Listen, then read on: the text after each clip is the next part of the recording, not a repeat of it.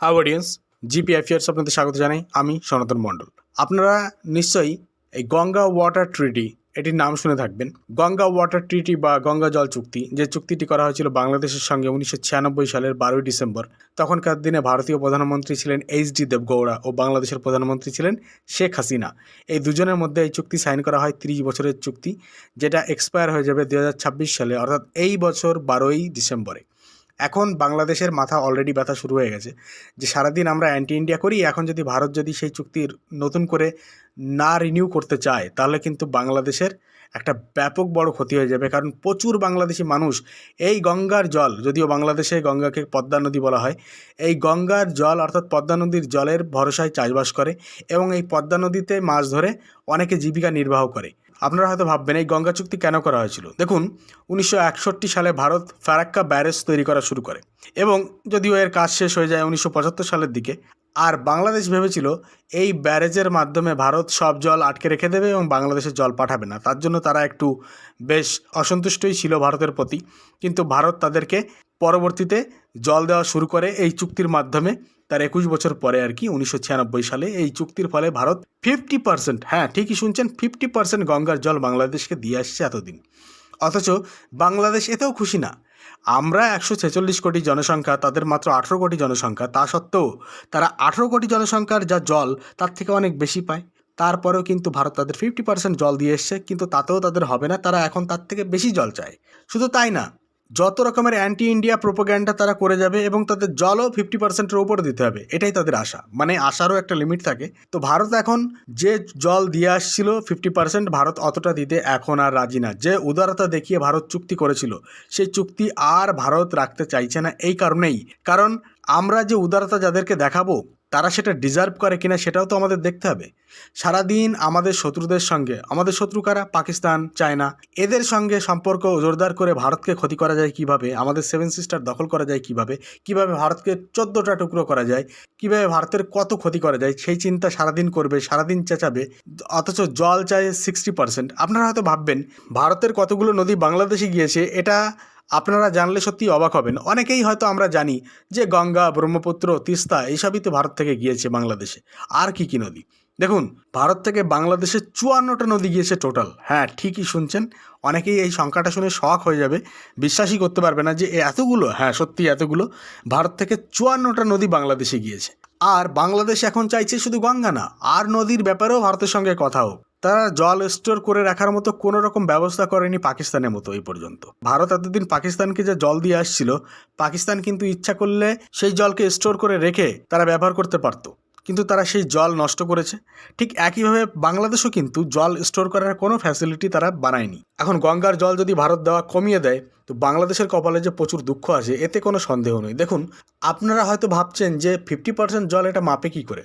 এই যে পশ্চিমবঙ্গের মুর্শিদাবাদের যে ফারাক্কা ব্যারেজ, এই ফারাক্কা ব্যারেজের যা জল, এই জলের 50%ই বাংলাদেশকে দেওয়া হয়। এখন আপনারা ভাববেন যে ফারাক্কা ব্যারেজ তাহলে বানানো কেন হয়েছিল? দেখুন, বানানো হয়েছিল এই জন্যে, কারণ এই গঙ্গার যে আরেকটা শাখা নদী যেটাকে আমরা ভাগীরথী কিংবা হুগলি নদী বলি, এই নদীর নব্যতা ধরে রাখার জন্য ফারাক্কা ব্যারেজ বানানো হয়েছিল।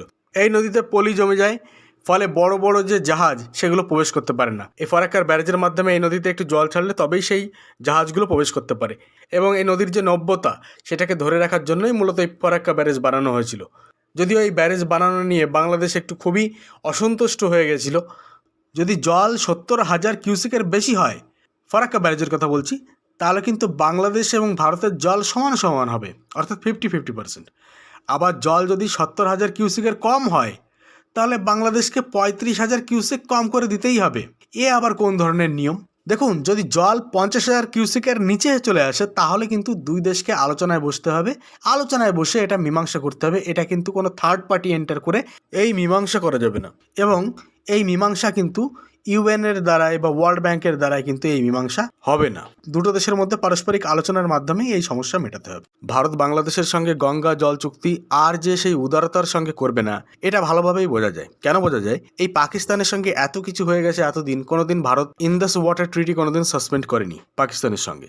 এইবার ভারত বাধ্য হয়েছে পেহেলগাম টেররিস্ট অ্যাটাকের পরে, কারণ জল এমনই একটা জিনিস, এটা খুবই দরকার, সে পাকিস্তান হোক, বাংলাদেশ হোক, ভারত হোক। চাষবাসের ক্ষেত্রে জলের প্রয়োজন প্রচুর। আমাদের দেশে কিন্তু অনেক নদী আছে আর আমরা বেশিরভাগই আমাদের যে চাষবাস সেটা নদীর উপরই নির্ভরশীল বেশিরভাগ ক্ষেত্রে। অল্টারনেটিভ ওয়েও আছে, কিন্তু মেইনলি নদীর জলের উপরই নির্ভরশীল ভারত। আমাদের প্রতিবেশী যে দেশগুলো তাদেরকে আমরা যদি এটা বুঝিয়ে দিই যে তারা কতটা ভারতের উপর নির্ভরশীল, সেটা বোঝাতে গেলে অবশ্যই এই জল চুক্তি উদারতার সঙ্গে করা যাবে না। কেন্দ্র সরকার তো উদারতা দেখাবেই না। অলরেডি পশ্চিমবঙ্গের যে মুখ্যমন্ত্রী তিনি অলরেডি হিন্ট দিয়ে দিয়েছেন যে রাজ্যকে অন্ধকারে রেখে কেন্দ্র যেন কোনো রকম জল চুক্তিতে বাংলাদেশের সঙ্গে না এগোয়, কারণ জল পশ্চিমবঙ্গে খুবই দরকারি। শুধু পশ্চিমবঙ্গ কেন, গঙ্গার জল বিহার, পশ্চিমবঙ্গ, এদিকে উত্তরপ্রদেশ, উত্তরাখণ্ড, প্রচুর পরিমাণে এইসব রাজ্যগুলো গঙ্গার জলের উপর নির্ভরশীল। যদিও তৃণমূল নেতৃত্বের বক্তব্য যে তারা তিস্তার জলের পুনরাবৃত্তি চায় না। 2012 সালে রাজ্য সরকারকে অন্ধকারে রেখে তৎকালীন যে প্রধানমন্ত্রী ডক্টর মনমোহন সিং তিনি বাংলাদেশের সঙ্গে জল চুক্তি করতে অগ্রসর হয়েছিলেন। শেষ মুহূর্তে তা জানতে পেরে প্রধানমন্ত্রীর সঙ্গে মমতা ব্যানার্জি ঢাকায় যাওয়ার সিদ্ধান্ত বাতিল করেন এবং মমতা ব্যানার্জির এই আপত্তির ফলেই কিন্তু তিস্তা জল চুক্তি বাংলাদেশের সঙ্গে হয়নি। এখন কিন্তু তৃণমূল নেতৃত্বের পরিষ্কার বক্তব্য যে তিস্তার জল তো যেমন তেমন, গঙ্গার জল অনেক বেশি গুরুত্বপূর্ণ পশ্চিমবঙ্গের জন্য। পশ্চিমবঙ্গের স্বার্থকে উপেক্ষা করে ভারত সরকার যেন বাংলাদেশের সঙ্গে জল চুক্তিতে না এগোয়। আশা করি কেন্দ্র সরকার এগোবে না, কারণ দেশের স্বার্থই সব থেকে বড় স্বার্থ। আমাদের যদি জলের প্রয়োজন হয়, আমরা কেন সেই জলের প্রয়োজন বাদ দিয়ে বাংলাদেশের সঙ্গে উদারতা দেখিয়ে তাদেরকে বেশি করে জল দেবো? সেই উদারতা কি তারা ডিজার্ভ করে? রাজ্য সরকার চায়, পশ্চিমবঙ্গের কথা বলছি, পশ্চিমবঙ্গের রাজ্য সরকার চায় যে বাংলাদেশের সঙ্গে গঙ্গার চুক্তিতে যেন রাজ্যের মতামত নেওয়া হয়। এর ফলেই কিন্তু আপনারা বুঝতে পারছেন যে বাংলাদেশকে সেই 50% জল দিয়ে আসা হচ্ছিল 1996 সাল থেকে এই 2026 সাল পর্যন্ত, আর বাংলাদেশ চাচ্ছে এখন 50% নয় 60% তাদেরকে জল দেওয়া হবে। এখন তো 50%ও জল তারা পাবে বলে মনে হয় না। যদিও বাংলাদেশ চাইছে যে ভারতের সঙ্গে গঙ্গা ওয়াটার ট্রিটির একটা লং টার্ম চুক্তি ভারতের সঙ্গে তারা করুক, এবং তারা চাইছে চুক্তিটি এমন হোক যাতে করে তারা যেন 40,000 কিউসিক করে জল পায়। হাসিনা গভর্নমেন্ট বাংলাদেশে যেমনটা ছিল এখনো যদি তেমন থাকতো, তাহলে বাংলাদেশ যে 60% জল চাইছে ভারতের কাছে, 60% না হলেও যে 50% দিয়ে আসছিল ভারত বাংলাদেশকে, সেটা ভারত আবার দিলেও দিতে পারতো। এখন যা বাংলাদেশের সরকার, তার সঙ্গে ভারত কখনোই আমার মনে হয় না যে জল চুক্তিতে এগোবে, কারণ এটা একটা নির্বাচিত গভর্নমেন্ট না। আর ভারত কোনো নির্বাচিত গভর্নমেন্ট ছাড়া তাদের সঙ্গে কথাই বলবে না কোনো সরকারি বিষয়। বাংলাদেশ একটা ছোট দেশ, কিন্তু তাদের জনসংখ্যা 18 কোটি।